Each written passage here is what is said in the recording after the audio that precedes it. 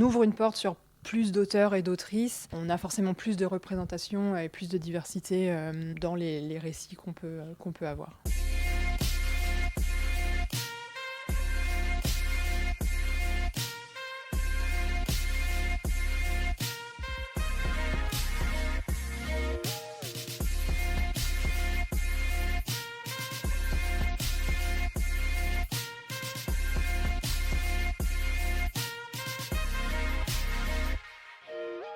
C'est une envie personnelle. D'abord, Marie, elle lit en espagnol, en portugais, en anglais. Moi, surtout en anglais. Et en fait, on ne trouvait pas, à titre personnel, des livres sans passer par Internet, en fait, sur Clermont-Ferrand. L'idée, c'est que comme on est vraiment déjà spécialisé en langue étrangère, dans les langues étrangères, on essaie de s'ouvrir un maximum. Donc, on a effectivement des livres pour les enfants, même pour les bébés, dans les 5 langues qu'on a à la librairie. Puis, on a des livres pour les ados. C'est des rayons qui marchent bien pour les adultes et pour tous les goûts, quoi, que ce soit du policier, des essais, de la romance.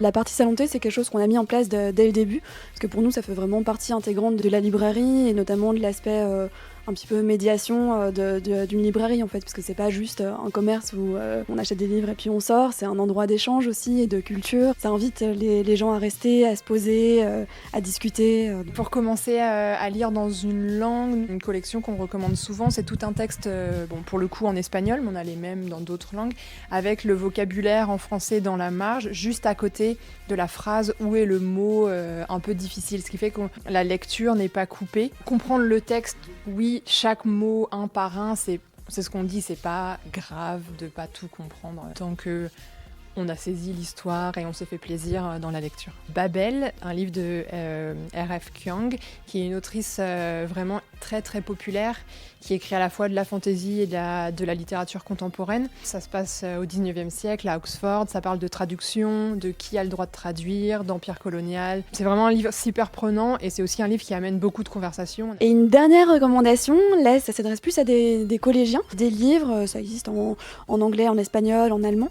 La langue est intégrée au fur et à mesure dans le texte, donc l'histoire est écrite principalement en français, mais le personnage francophone va rencontrer des personnes, dans ce cas-ci allemandes, donner un premier goût de la lecture en langue étrangère aux collégiens, en intégrant au fur et à mesure de l'allemand dans le texte. C'est-à-dire que le lecteur est plus lié à ce que les maisons d'édition françaises vont traduire, donc il y a plus de choix, il y a forcément plus de diversité. On ouvre une porte sur plus d'auteurs et d'autrices, on a forcément plus de représentation et plus de diversité dans les récits qu'on peut avoir. Pas hésiter à rentrer, parce que je sais que moi on m'a déjà dit j'ose pas parce que je parle pas la langue, et en fait on a toujours une recommandation pour les gens qui ont un peu peur, qui veulent pas se lancer. Il y a des bandes dessinées, il y a les livres qu'on a présentés, il faut vraiment pas hésiter à pousser les portes de la librairie.